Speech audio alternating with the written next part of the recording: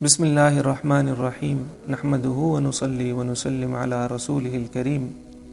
ابو مسلم کہتے ہیں کہ میں حضرت ابو امامہ رضی اللہ عنہ کی خدمت میں حاضر ہوا۔ وہ مسجد میں تشریف فرما تھے۔ میں نے عرض کیا کہ مجھ سے ایک صاحب نے آپ کی طرف سے یہ حدیث نقل کی ہے کہ آپ نے نبی اکرم صلی اللہ علیہ وسلم سے یہ ارشاد سنا ہے،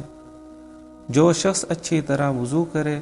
اور پھر فرض نماز پڑھے تو حق تعالی جل شانہ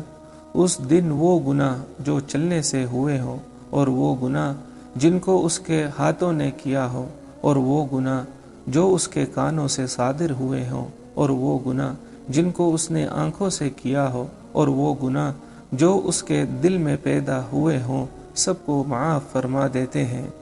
حضرت ابو امامہ رضی اللہ عنہ نے فرمایا کہ میں نے یہ مضمون نبی اکرم صلی اللہ علیہ وسلم سے کئی دفعہ سنا ہے۔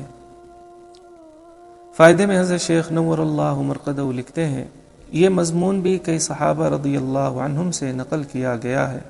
چنانچہ حضرت عثمان، حضرت ابو ہریرہ، حضرت انس، حضرت عبداللہ سنابحی، حضرت عمرو بن عبسہ رضوان اللہ علیہم اجمعین وغیرہ حضرات سے مختلف الفاظ کے ساتھ متعدد روایات میں ذکر کیا گیا ہے،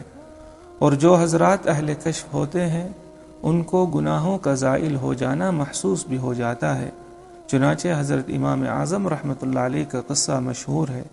کہ وضو کا پانی گرتے ہوئے یہ محسوس فرما لیتے تھے کہ کون سا گناہ اس میں دھل رہا ہے۔ حضرت عثمان رضی اللہ عنہ کی ایک روایت میں نبی اکرم صلی اللہ علیہ وسلم کا یہ ارشاد بھی نقل کیا گیا ہے کہ کسی شخص کو اس بات سے مغرور نہیں ہونا چاہیے، اس کا مطلب یہ ہے کہ اس گھمنڈ پر کہ نماز سے گناہ معاف ہو جاتے ہیں،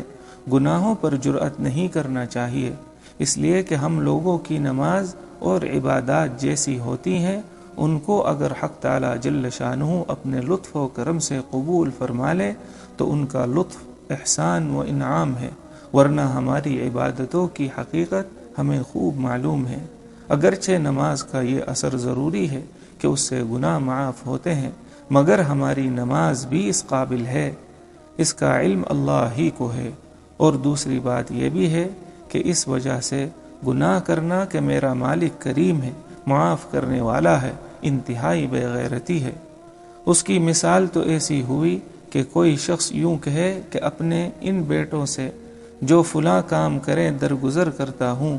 تو وہ نالائق بیٹے اس وجہ سے کہ باپ نے درگزر کرنے کو کہہ دیا ہے، جان جان کر اس کی نافرمانیاں کریں۔